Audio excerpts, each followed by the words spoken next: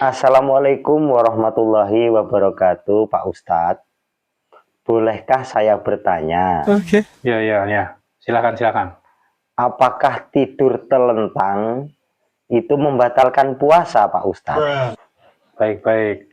Saya akan jawab ya. Waalaikumsalam warahmatullahi wabarakatuh. Pertanyaannya itu tidur telentang apakah membatalkan puasa? Saya jawab langsung, itu saya tegaskan, itu membatalkan puasa. Jadi diingat-ingat ya. Oke. Ya, Pak Ustadz.